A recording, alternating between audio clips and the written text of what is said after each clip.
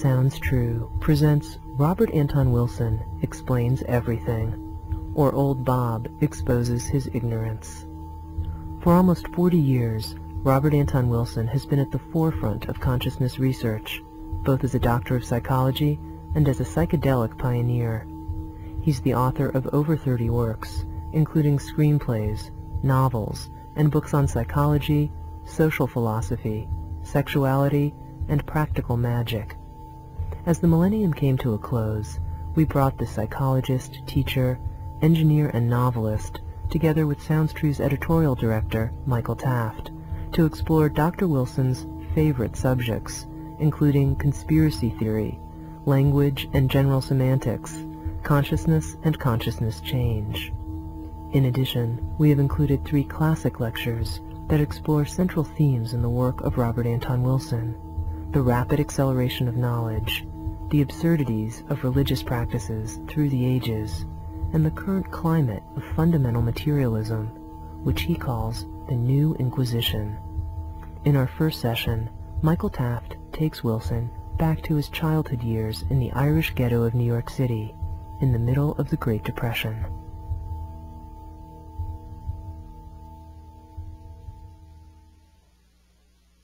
I was born in a hospital in Flatbush and raised in a part of Long Island called Garrison Beach, which was just a bunch of cottages or cabins or cabanas or bungalows. The first serious book I ever read when I was about 13 or 14 was Studs Lanigan by James T. Farrell, because older boys told me it had a lot of hot sex scenes in it. And at 13 and 14, I was very eager to acquire some sex education, and there didn't seem to be anywhere to get it except from novels. I didn't know pornography existed or how to obtain any, and I certainly couldn't get any straight answers from any of the adults I knew.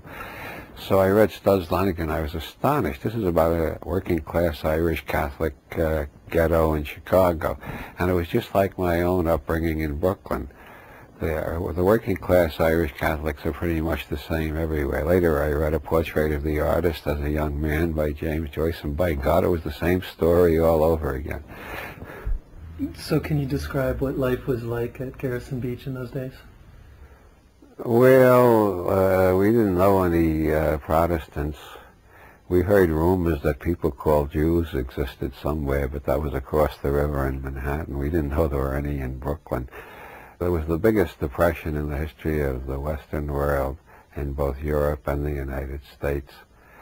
There were millions of people unemployed everywhere. There were people selling apples on street corners to make a living. Do you remember what you wanted to be when you were growing up? Well, I think the first ambition I ever had was to be a cartoonist. And that ambition ran from about the age of 4 or 5 until I was 7 or 8. Then I discovered there were books without pictures. I figured, hell, it's easier to write the stories if I don't have to do the pictures, too. So then my ambition turned to become a writer of books. And that was at what age?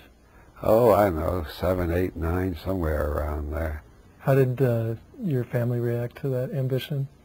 They thought I was batshit crazy. My mother and father told me repeatedly, writers all starve to death unless you got the right contacts, and you don't have the right contacts, so think of a job where you can make some money. So for you, it was kind of a pipe dream at that point? Well, I wrote my first novel at the age of 12.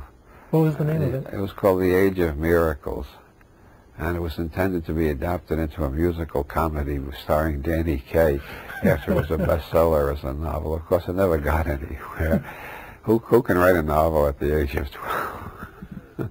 Do you remember people in your environment there, besides your parents, of course, that strongly affected your thinking? Well, the good nuns at the school I went to terrorized the hell out of me with visions of hell and damnation and all sorts of horrors. But that's typical of a Roman Catholic education. I mean, you find it in Studs Lanigan and A Portrait of the Artist as a Young Man. Any novel about a Catholic upbringing, you find similar stories. Catholic education is based on brute terrorism. When they're not scaring you psychologically, they're scaring you physically. The nuns had these steel yardsticks, and if you did something they didn't like, you'd be called up to the front of the classroom and told to hold your hand out. I never saw anybody refuse to hold their hand out because we all had this deep-seated suspicion that if we didn't hold our hand out, something even worse would happen. So we'd put our hand out, and then they'd whack us across the knuckles with the yardstick about 5 times. Sometimes it hurt for a day and a half. That sort of created an atmosphere of respectful attention and discouraged dissent. What was a typical offense for which one would receive such punishment? Not having your hair combed properly, questioning something one of the nuns said, arguing with a nun, saying you liked the movie that the church said you shouldn't have gone to see. Do you feel like you received anything worthwhile there? Yeah, very definitely. They taught me to read and write and do arithmetic and learn a little bit of geography and history. And by and large, I think they do a fairly good job on the educational front. If they would only leave out all the sadomasochism, it might be one of the best educational systems in the world. James Joyce thought he acquired a great deal from the Jesuits, even though in the Portrait of the Artist he portrays the sadistic side of it very brutally and frankly. So they gave you a pretty decent basic education? I would say so, yeah. How about other folks around there? Were there particular characters or people that you remember really affecting your...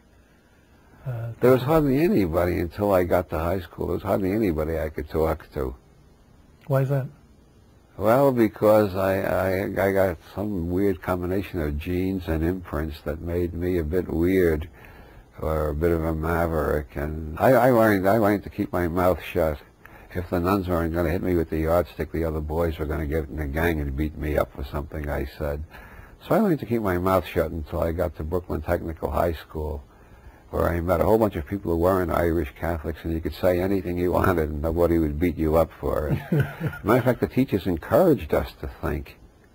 Now, how is it that you, as an aspiring writer, ended up at Brooklyn Technical College? Well, I had to find some excuse not to go to a Catholic high school.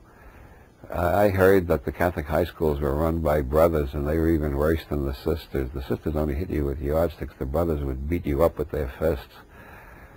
And as a matter of fact, that report has been confirmed from numerous sources, including Ireland, where I lived for 6 years.